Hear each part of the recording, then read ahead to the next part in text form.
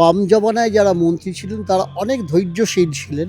জ্যোতিবাবু হয়তো কোনো একটা প্রশ্ন পছন্দ হলো না, তার জন্য কিন্তু তিনি কখনো সাংবাদিকদের গালিগালাজ করেননি। আমার সিনিয়র জার্নালিস্ট হিসেবে চোখে লাগে কোথায় কোথায় আজকাল যিনি মুখ্যমন্ত্রী তাকে আমরা বিরোধী নেতা হিসেবে দেখেছি, তখন কিন্তু অত্যন্ত ধৈর্যশীল ছিলেন।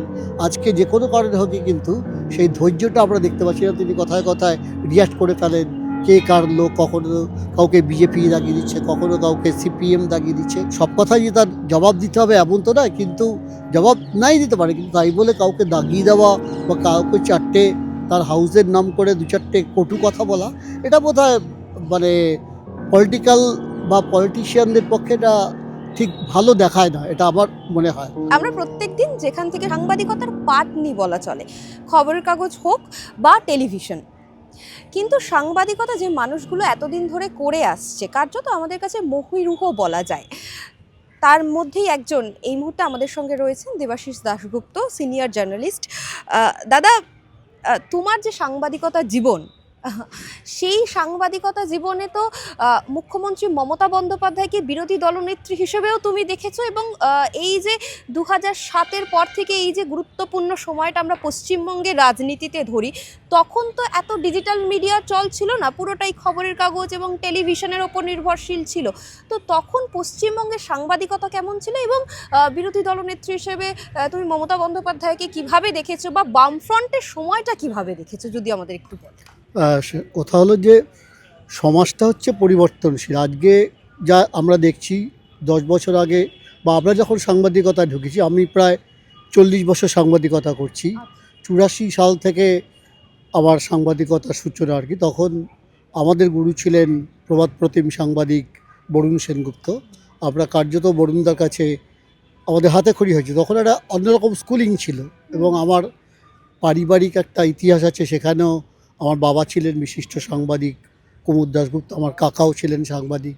তো তাদের কাছে সাংবাদিকতাটা ছিল একটা কিন্তু আদর্শ, এবং আমরাও যখন সাংবাদিকতা করেছি তখন একটা আদর্শ নিয়ে আমরা সাংবাদিকতা করেছি। আজকে সেই জায়গাটা কিন্তু সাংবাদিকতা অনেকটাই আদর্শ থেকে চ্যুত হয়ে সেটা নিছকই একটা পেশা হয়ে গেছে। নেশার থেকে এটা একটা আর্থিক ব্যাপার কিছুটা এসে গেছে। সেই প্যাশনটা যেটা আগে মিশন ছিল, সেই মিশনটা নিয়ে আমরা যখন সাংবাদিকতা এসেছি তখন আমরা জ্যোতিবাবুকে দেখেছি মুখ্যমন্ত্রী হিসেবে। আমরা জ্যোতিবাবুকে যখন তখন অনেক অপ্রিয় প্রশ্ন করেছি। আর একটা জিনিস আমরা অনেকে ভুল করি, যে আমরা যেমন আমাদের প্রশ্ন করার অধিকার আছে, সাংবাদিক বলেই আমরা তো মাথা কিনে নিইনি। আমাদের প্রশ্ন করার যেমন অধিকার আছে, তেমনি আমি যাকে প্রশ্ন করছি তার জবাব না দেওয়ারও একটা অধিকার আছে, সেটাকে আমরা কেড়ে নিতে পারি না। আমরা অনেক সময় বলি যে না, কেন আপনি প্রশ্নের জবাব দেবেন, সেটা সম্পূর্ণ তার ইখতিয়ার। অনেক সময় অনেক হয়েছে, আমরা জ্যোতিবাবু যখন অত্যন্ত দাপট তার বামফ্রন্টের যখন মধ্য যুগ বলা যায়, সেই সময় জ্যোতিবাবুর কী দাপট, তা সত্ত্বেও আমরা অনেক অপ্রিয় প্রশ্ন করেছি। তখনও বিরোধী দল ছিল, কিন্তু আমার যেটা মনে হয়েছে, কিন্তু বাম জমানায় যারা মন্ত্রী ছিলেন তারা অনেক ধৈর্যশীল ছিলেন। জ্যোতিবাবু হয়তো কোনো একটা প্রশ্ন পছন্দ হলো না, তার জন্য কিন্তু তিনি কখনো সাংবাদিকদের গালিগালাজ করেননি, বা অমুক পার্টির দালাল বা অমুকের লোক তমুকের লোক এসব কিন্তু কখনো তিনি বলেননি। তিনি তার পছন্দ হয়নি, তিনি হয়তো প্রশ্নের উত্তর দেননি। আমারই একটা ব্যক্তিগত অভিজ্ঞতার কথা বলি। সম্ভবত 1999 সাল, তখন সেবার সাউথ বেঙ্গলে খুব বন্যা হয়েছিল। তো জ্যোতিবাবু কলকাতায় রিপোর্টাররা ধরেছিল যে আপনি কি বন্যা দেখতে যাচ্ছেন রাইটার্সে। তখন জ্যোতিবাবু খুব দাম্ভিকের সঙ্গে বললেন, আমাকে সব বন্যা দেখাবেন না, আমি হেলিকপ্টার চড়ে বন্যা দেখি না। তো তারপরে 2-4 দিন পরেই তিনি কিন্তু সেই বন্যা দেখতে গেলেন, এবং ঘটনাচক্রে আমিও কলকাতা থেকে আমাকে পাঠানো হয়েছিল। আমি তখন রিপোর্টিংয়ে ছিলাম আর কি, বহরমপুরে আমি গিয়েছিলাম। যথারীতি উনি বন্যা দেখবেন বলে গেলেন হেলিকপ্টারে চড়েই, এবং প্রেস কনফারেন্স করলেন সার্কিট হাউসে। এবং আমি প্রশ্নটা করেছিলাম যে আপনি তো কলকাতায় বলে এসেছিলেন যে আপনি বন্যা দেখতে যাবেন না, তা আপনি এলেন কেন? তো উনি তখন ওনার পাশে বসেছিলেন তখনকার অর্থমন্ত্রী অসীম দাশগুপ্ত। তিনি অসীমবাবুকে জিজ্ঞেস করলেন কোন কাগজ, অসীমবাবু বলে দিলেন বর্তমান। উনি বললেন, ও ওই কাগজটা এরকমই হবে, আমাকে ওই সব আবার তিনি ওটা রিপিট করলেন, আমাকে ওই সব হেলিকপ্টার দেখাবেন না, অনেক আমরা বন্যা দেখেছি এরকম। পরের দিন মনে আছে যে সব কাগজই কিন্তু লিড স্টোরি হয়েছিল যে আমাকে হেলিকপ্টার দেখাবেন না। কিন্তু তার জন্য কিন্তু যেটা আমার মনে হয় আর কি, যে সাংবাদিকদের যেমন কাজ সংবাদ সংগ্রহ করা, তেমনি পলিটিক্যাল নেতাদের বা মন্ত্রীদের কাজ হলো তাদের মতো করে তারা বলবেন, কিন্তু সেখানে যদি একটা বৈরিতা থেকে যায়, আজকাল যেটা আমার সিনিয়র জার্নালিস্ট হিসেবে চোখে লাগে, কোথায় কোথায় আজকাল যিনি মুখ্যমন্ত্রী তাকে আমরা বিরোধী নেতা হিসেবে দেখেছি, তখন কিন্তু অত্যন্ত ধৈর্যশীল ছিলেন। আজকে যে কোনো কারণে হোক কিন্তু সেই ধৈর্যটা আমরা দেখতে পাচ্ছি না, তিনি কথায় কথায় রিয়াক্ট করে ফেলেন, কে কার লোক, কখনো কাউকে বিজেপি দাগিয়ে দিচ্ছে, কখনো কাউকে সিপিএম দাগিয়ে দিচ্ছে।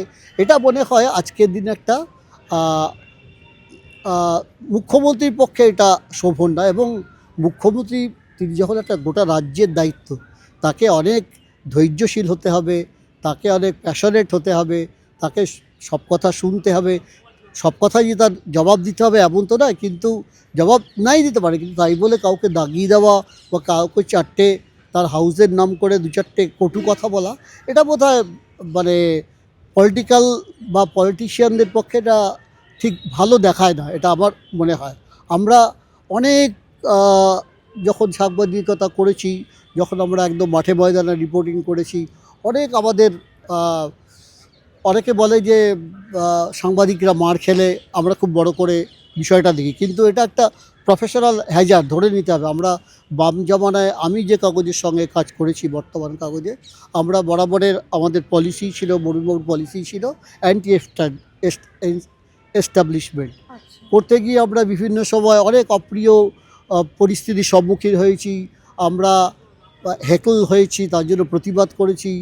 আমাদের অফিস যেখানে ছিল ঠিক তার পাশেই ছিল আলিমুদ্দিন স্ট্রিট, সেখানে আমরা একাধিকবার ডেপুটেশন দিয়েছি, প্রতিবাদ করেছি, পথে নেমেছি, বহুবার করেছি, কিন্তু তার জন্য কিন্তু আমাদের সঙ্গে পলিটিক্যাল নেতাদের সম্পর্ক কখনো খারাপ হয়ে যায়নি। এবং তারা আমাদের মানে বাই নেম চিনতেন, বাই ফেস চিনতেন, হাসি ঠাট্টা করেছি আমরা, বিভিন্ন পার্টি অফিসে গিয়ে নেতাদের সঙ্গে একসঙ্গে চা খেয়েছি, মুড়ি খেয়েছি, খবর করেছি। আজকে যেটা মনে হচ্ছে, আজকে যেন কোথাও সেই একটা অভাব বোধ করি। আমরা যেরকম প্রতিটা পার্টি অফিসে যেতাম, একটা সান্ধ্যকালীন একটা আড্ডা ছিল আমাদের কিন্তু পার্টি অফিস, সেখান থেকে অনেক ভালো ভালো খবর উঠে আসতো। আজকাল যেটা আমার যেটা মনে হয়, আজকাল সেই বিট যেটা বলি আর কি, বিট, সেই বিটটা কিন্তু আজকে বিশেষ করে পলিটিক্যাল বিট সেটা উঠে গেছে। আমরা কখনো সিপিআই অফিসে গেছি, কখনো কংগ্রেস অফিসে গেছি, কখনো সিপিএম অফিসে গেছি, তারপরে তৃণমূল হওয়ার পরে তৃণমূল অফিসে বহুবার গেছি। আজকে আর এমন একটা পরিস্থিতি এসে গেছে, তারপরে এখন হয়ে গেছে প্রচুর মিডিয়া হয়ে গেছে, ডিজিটাল মিডিয়া হয়ে গেছে, একটা প্রতিযোগিতা এসে গেছে। এখন সবাই একটা করে বুম হাতে করে নিলেই সে একটা বড় সাংবাদিক হয়ে গেছে, এরকম একটা মানসিকতা এসে গেছে। স্বাভাবিক, যুগের যেমন পরিবর্তন হবে সেরকম পরিস্থিতিও পাল্টাবে। আজকে প্রিন্ট মিডিয়া অনেকটা পিছিয়ে গেছে, ডিজিটাল মিডিয়া তার জায়গায় চলে এসছে, তো অস্বীকার করে লাভ নেই। আমি হয়তো একটা ওল্ড স্কুল অফ জার্নালিজমে বিশ্বাসী, আমি এখনও বিশ্বাস করি যে প্রিন্ট মিডিয়ার কোনো বিকল্প নেই, এটা আমার বিশ্বাস, অন্তর থেকে বিশ্বাস। অনেকে হয়তো একমত হবে না, অনেকে হয়তো আমার সঙ্গে দ্বিমত পোষণ করবে, কিন্তু এখনও আমি মনে করি যে প্রিন্ট মিডিয়া যেভাবে মানুষের কাছে পৌঁছতে পারে, কিন্তু ডিজিটাল মিডিয়া বা ইলেকট্রনিক মিডিয়া কিন্তু একটা তাৎক্ষণিক, আমার এটা ব্যক্তিগত মতামত, যেটা তাৎক্ষণিক ব্যাপার, কিন্তু একটু ভিতরে ঢুকে একটু ইনভেস্টিগেশনের টাইপের যে জার্নালিজম, সেটা কিন্তু প্রিন্ট মিডিয়া ছাড়া সম্ভব নয়। তার মানে এই নয় যে তোমরা আজকে যারা ডিজিটাল মিডিয়ার সঙ্গে আছো তারা সবাই খারাপ বা ডিজিটাল মিডিয়ার কোনো ভবিষ্যৎ নেই। ডিজিটাল মিডিয়ার অবশ্যই ভবিষ্যৎ আছে। আজকে পরিস্থিতি পাল্টাচ্ছে, ডিজিটাল মিডিয়ার পরে হয়তো আরেকটা আরও উন্নততর কিছু আসবে। তবে তার পাশাপাশি আমি এটাও বলবো, প্রিন্ট মিডিয়ার প্রাসঙ্গিকতা কিন্তু এখনও ফুরিয়ে যায়নি, এটা আমার ব্যক্তিগত ধারণা, এবং আমি এখনও সেই বিশ্বাসে স্টিক করে আছি। এবং দাদা, তুমি বরুণ সেনগুপ্তের কথা বলছিলে, বরুণ সেনগুপ্ত কেমন ছিল? কারণ আমাদের কাছে উনি রীতিমতো একজন ইতিহাস হয়ে রয়েছে, আর আমরা তো তেমন মানে আমরা তো ওনাকে পাইনি, আমরা ওনার বই পড়েছি রীতিমতো। ফলত উনি কেমন ছিলেন, ওনার কাজের ধরন কেমন ছিল, আমাদের যদি একটু বলেন। হ্যাঁ, বরুণদা আমাদের একদম হাতে ধরে কাজ শিখিয়েছে কীভাবে খবর লিখতে হয়, কোনটা খবর, কোন খবরটাকে আমরা গুরুত্ব দেবো। আর বরুণবাবুর একটা বিশেষ দৃষ্টিভঙ্গি ছিল, যেটা পরবর্তীকালে সব মানে লিডিং সংবাদপত্র, বিশেষ করে ভার্নাকুলার সংবাদপত্র তারা ফলো করেছিলেন যে বরুণবাবু গ্রাম বাংলাকে খুব আহ, গুরুত্ব দিতেন আর কি। আমাদের বলাই হয়েছিল যে আমাদের কাগজ কিন্তু আলু পটলওয়ালাদের কাগজ, আচ্ছা। যে বড়লোকের ড্রয়িং রুমে বর্তমান কাগজ যাবেন নাম করেই বলছি, বর্তমান কাগজ কিন্তু আলু পটলওয়ালা যারা সবজি বেচে, যারা মাছ বেচে, যারা খেটে খায়, যারা কলে কারখানায় কাজ করে, যারা খেতে খাবারে কাজ সরি কাজ করে, তাদের দিকে নজর দিয়ে কাগজটা করতে হবে। যার জন্য আমাদের একটা পাতা ছিল, সেটা হচ্ছে জেলার পাতা। এবং জেলার পাতার একটা সময় হলো জেলার পাতাটা এত পপুলার হয়ে গেল, পরবর্তীকালে আনন্দবাজার বা অন্যান্য যারা বাংলা কাগজ তারা কিন্তু এইটা ফলো করতে শুরু করলো, যে আমরা যখন প্রথম খবর করতে গেছি আমাদের বিভিন্ন জেলায় যেতে হতো। আজকে বর্ধমান, কালকে বীরভূম, পরশুদিন মেদিনীপুর, সেখানে গিয়ে একদম মাটিতে মানে মাটির সঙ্গে মেশা যে জার্নালিজম সেটা আমরা শিখেছি। যার জন্য আমরা পরবর্তীকালে আমরা যাদের শিখিয়েছি আর কি, তাদেরকে এটা সবসময় বলার চেষ্টা করি যে আসল কথা হলো পালসটা ধরতে হবে। আমি একটা জায়গায় গেলাম, 5টা লোকের সঙ্গে কথা বলতে হবে, এবং একদম যারা মাটিতে রিক্সা চালক, ভ্যান চালক, যারা চায়ের দোকান করে, যারা একটা ছোটো মুদিখানা করে, তারা কিন্তু পালসটাকে ভালো বোঝে। আমরা যখন এই ইলেকশনে কভার করতে গেছিলাম, আমরা সবসময় চায়ের দোকানে বসে থাকতাম বা একটা রিক্সা নিয়ে রিক্সায় করে ঘুরে বেড়াচ্ছি, সেই রিক্সা চালকের সঙ্গে কথা বলে তারা অনেক বেশি খবর রাখে। তুমি খেয়াল করে দেখবে তারা অনেক বেশি কনসার্ন, কারণ তারা মাটির সঙ্গে মেশে, তারা মানুষের সঙ্গে মেশে, 5টা লোকের সঙ্গে কথা বলে, তাদের থেকে কিন্তু অনেক ভালো ভালো খবর পাওয়া যায়, ইনফরমেশন পাওয়া যায়। এবং পরবর্তীকালে আমরা দেখেছি যে আমাদের যে একটা টিনের পাতা ছিল, জেলার পাতা, সেটা কিন্তু পরবর্তীকালে অনেকে ফলো করেছে। এবং বরুণদার কাছে আমরা এত প্রশ্রয় পেয়েছি, তার মানে কি আমরা ভুল করলে বকা খেয়েছি। আবার আমাদের সকলেই আমরা যখন সাংবাদিকতা ঢুকি তখন কেউ হয়তো জার্নালিজম পড়ছি, বা কেউ হয়তো সদ্য পাস করেছি, বা তখনও রেজাল্ট বেরোয়নি। আমাদের একটা বরুণদাটা ছিলেন আমাদের কাছে যেমন ছাতা তেমনি বাবার মতো। তিনি একটা অপত্য স্নেহ করতেন। আমরা বহু জায়গায় বরুণদার নাম করে অনেক ভালো ভালো খবর করেছি, এমন একটা পরিস্থিতি ছিল আর কি।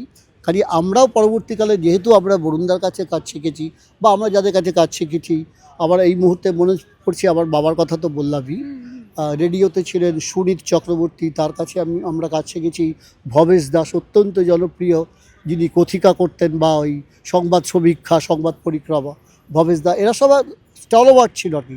আমরা তাদের কাছ থেকে কাজ শিখেছি, এবং আমরা চেষ্টা করি যেন আমরা যেটুকু শিখেছি আমরা পরবর্তী প্রজন্মে, আমি কিছুদিন বাগবাজার উইমেন্স কলেজে পড়িয়েছি, আমি সবসময় এটাই বলার চেষ্টা করতাম ছাত্রছাত্রীদের যে বাস্তবটা কিন্তু খুব কঠিন। আবার অনেকে বলে যে অনেকে আসে কিন্তু এই প্রফেশনটায় আসে যে একটা বিশাল গ্ল্যামার আছে, কিন্তু আজকের দিনে আমি এটাও বলবো যে সাংবাদিকতায় আজকে আর সেই গ্ল্যামার নেই। আজকে তুমি নিজে যেখানে কাজ করছো, বা আরও 5জন যেখানে কাজ করছে, আজকে প্রতিযোগিতাটা এত বেড়ে গেছে, তারপরে মিডিয়া স্কোপটাও আজকে কমে যাচ্ছে। আমি তো আমার ছাত্রছাত্রীদের অনেক সময় ডিসকারেজও করি যে এই প্রফেশনে এসো না, অন্য প্রফেশনে যাও। যাই হোক, অনেকে ভালোবেসে আসে। আমার মনে হয় তাদের একটা আদর্শ রেখে কাজ করা উচিত। স্কোপ একেবারে নেই তা নয়, কিন্তু সঙ্গে সঙ্গে সেই স্কিলটা তাদের দেখাতে হবে, এবং সিনিয়রদের কিন্তু ফলো করতে হবে। আজকে যারা আমরা সিনিয়র, তাদের কাছে অনেক কিছু শেখার আছে, তাদের অভিজ্ঞতা বিশাল। তাদের সঙ্গে যদি তোমরা রেগুলার আলোচনা করে তাহলে অনেক কিছু শেখা যাবে। একদম। আমি এবার শেষের দিকে এসে গেছি একেবারে সাক্ষাৎকারে। দাদা, এই যে ডিজিটাল মিডিয়া তো কোথাও গিয়ে ন্যাশনালি বা ইন্টারন্যাশনালি বলা হচ্ছে যে ভবিষ্যৎ, এই যে মিডিয়ার ভবিষ্যৎ, আমরা দেখছি ওয়ান ম্যান আর্মি। আবার উল্টো দিকে আমরা দেখছি যে এই ডিজিটাল মিডিয়ায় কোথাও রেজিস্ট্রেশন করতে হয় না, একটা ফোন, একটা বুম, একটা মাইক থাকলেই আমরা সাংবাদিকতা শুরু করে দিতে পারছি ইউটিউব চ্যানেল খুলে। ফলত এই যে একটা ভরসা করার জায়গা, সেটা তো অনেক কমে যাচ্ছে, কারণ আমাকে কোথাও গিয়ে জবাবদিহি করতে হচ্ছে না। এবার সত্যিই যারা ভালো কাজ করতে চাইছে তাদের কাজটা কোথাও গিয়ে তার জন্য জাজ হচ্ছে দর্শকদের কাছে। এই বিষয়টা যদি তুমি এক্স্যাক্টলি, আমি সেটাই বলতে যাচ্ছিলাম যে আজকালকার ডিজিটাল মিডিয়া হয়ে গেছে, যেটা তুমি বললে, একটা বুম থাকলে, একটা মোবাইল থাকলে আমি জার্নালিস্ট হয়ে গেলাম। আবার কোনো রেজিস্ট্রেশনের দরকার নেই। আবার কারোর কাছে জবাবদিহি করতে হবে না, আমি নিজেই মালিক। হ্যাঁ একটা দিকে এটা ভালো খারাপ দুটো দিকই আছে, যে আবার কারো ওপর আমাকে নির্ভর করে থাকতে হবে না, আমি একাই সব, আমিই মালিক, আমি শ্রমিক, আমি রিপোর্টার, আমি ফটোগ্রাফার, আমি ভিডিও এডিট করব, ভালো, খুবই ভালো। কিন্তু কোথাও একটা কিন্তু জবাবদিহির ব্যাপারটা এসে যায়। আজকে তুমি একা আছো, পরবর্তীকালে যদি তোমার অর্গানাইজেশন, তুমি যে অর্গানাইজেশনের সঙ্গে আছো সেটা যদি আরও বড় হয়, সেখানে আরও 5 জন লোক লাগবে, সেখানে একটা এস্টাবলিশমেন্ট লাগবে, একটা লজিস্টিক জায়গা লাগবে, এগুলো আস্তে আস্তে চিন্তা করতে হবে। আমার কাছে বুম আছে বলেই আমি রেজিস্ট্রেশন নেই, আমার কাছে রেজিস্ট্রেশন থাকার দরকারও নেই, আমি একটা বুম থাকলেই যথেষ্ট। কিন্তু আমার মনে হয় কোথাও একটা বোধ হয় বাধ্যবাধকতা থাকা উচিত, কোনো একটা জায়গায় জবাবদিহি করতে হবে। সেটা পাঠকদের কাছে হোক বা দর্শকদের কাছে হোক বা নিজের কাছেও নিজেকে জবাবদিহি করতে হবে, যে আমি আজকাল একটা টেন্ডেন্সি হয়ে গেছে যে অনেক সময় আমি কাউকে XYZ বা কাউকে নাম করে দোষারোপ করতে চাইছি না, অনেক সস্তা চমক দেওয়ার মতো একটা ব্যাপার এসে যায় অনেক সময় ডিজিটালে।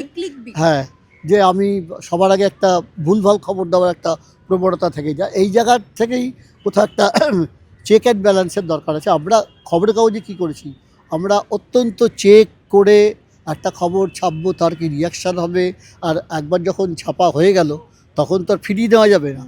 এটা চ্যানেলে কি সুবিধা আছে, আমি চ্যানেলে বা তোমার ডিজিটালে আমি একটা সময় দেখালাম, সেটা আবার পরে ইরেজও করে দিতে পারি। কিন্তু খবরের কাগজে এটা পরের দিন বেরিয়ে যাচ্ছে, সেটাকে তো আর ফিরিয়ে নেওয়া যাবে না। সেটা বড়জোর একটা ভুল খবরের জন্য আমি পরের দিন বা তারপরের দিন একটা দুঃখ প্রকাশ করতে পারি। কিন্তু এই জায়গাটা আমি যদি নিজে দায়িত্ব সচেতন না থাকি, নিজে যদি সমাজ সচেতন না থাকি, তাহলে কিন্তু এই ওনাসটা আমার উপর এসে পড়বে যে আমি একটা ভুল খবর করে দিলাম,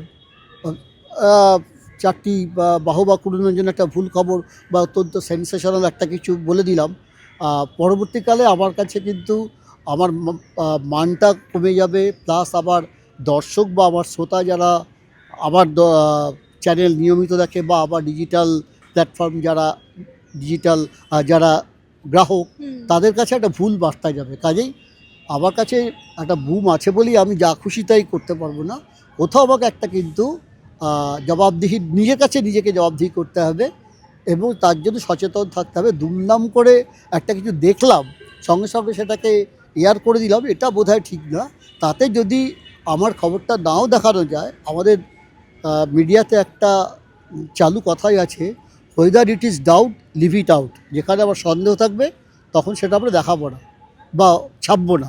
সেটা আমরা ভুল খবর দেখানোর থেকে বা ছাপানোর থেকে সেই খবর না ছাপানো ভালো। অনেক সময় হয়েছে আমরা ভুল খবর করেছি, তার জন্য আবার পরের দিন দায় স্বীকার করতে হয়েছে। আবার কোনো সময় আমরা জানি খবরটা ঠিক, কিন্তু নানান রকম প্রেশার থাকে, সরকারি প্রেশার থাকে বা বিভিন্ন লবির প্রেশার থাকে, অনেক সময় তারা ইচ্ছে করে সেটাকে ভুল খবর প্রমাণিত করতে চায়, সেখানেও আমার দায়বদ্ধতা আছে, সেখানে আমাকে রুখে দাঁড়াতে হবে, আমাকে বলতে হবে না আমার কাছে যথেষ্ট ডকুমেন্ট আছে।